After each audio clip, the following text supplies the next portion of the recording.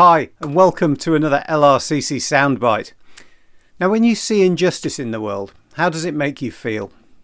You know, sometimes we see things reported on the news and we wonder how it can be that way even today. Then again, sometimes we see it much closer to home. Children are very good at pointing out when something is unfair. In our house, it's developed into a bit of a Christmas tradition. You know, there's big tubs of sweets you get, roses, celebrations, other brands are available. Well, when they're given to the family, there's a real possibility, if you're not careful, that one person may get more than another. So now we have a really important ceremony. All those sweets are emptied from the tubs and shared out absolutely equally. Each type is counted and shared, and when there's odd ones left, we even have a process for selecting them in turn. There's even a process for dealing with the inevitable case where someone doesn't like one particular sweet. Anyway, that's a bit of a fun example, but sometimes it's far more serious. Back when Jesus was teaching in the villages and towns in Israel, on one occasion, a bunch of senior figures, they found Jesus and they came to him with a bit of a challenge. They'd got a case of adultery. A married woman had been found in bed with another man. So they'd brought that woman to Jesus and told him that the law that they lived by, the law that God gave to Moses, told them that in that situation the woman should be stoned to death. It's not nice. Actually, if you look at it, the law said that both her and the man should be killed, but for some reason the man seems to have got away with it, which probably says quite a lot about their society and where the law would turn a blind eye. But that's probably a subject for another day. So these senior people asked Jesus what to do. After all, if he was following the law as he claimed, then his answer would be to have her killed.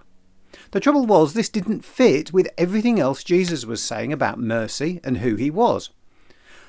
They thought they'd got Jesus backed into a corner and he didn't have a right answer to give. So to start with, Jesus simply ignored them. But as they got more insistent, he made a very straightforward statement. He said this: "Whoever has never done anything wrong, let them throw the first stone." Bit of a problem.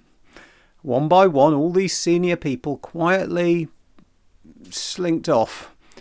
All the while, the woman is kneeling on the floor, looking down, waiting for death to come. After a few minutes, Jesus looks around. "Where is everyone?" he says. "Is nobody left to accuse you of doing wrong?" She looks around and she said, "No, they've all left." Jesus said, "Well, if there's no one left to accuse you, I also am not going to accuse you. You can go. Try to live better from now on." You know, we sometimes talk about two things with a story like this: mercy and grace. Mercy because Jesus showed her mercy. He recognised that she was sorry and gave her another chance. Grace, he gave her something that according to the law she didn't deserve. And I think this is a great example of how Jesus deals with us as well, even today. Everything he did when he came and died on a cross was so that the wrong things that we've done can be forgiven. And that was so that everyone can experience this same mercy and grace as this woman saw. The old law showed people what would happen without Jesus, that there really wasn't any hope. And Jesus showed that with him, there was a second chance. That yes, we get things wrong, but if we're sorry and we ask him to forgive us, then he will. And we can be restored to friendship with him, with God. You know, for a simple little story, there's far more in this than I can really explain in these few minutes. If you want to know more, do get in touch. God bless you. I hope you have a great week and I'll see you next time.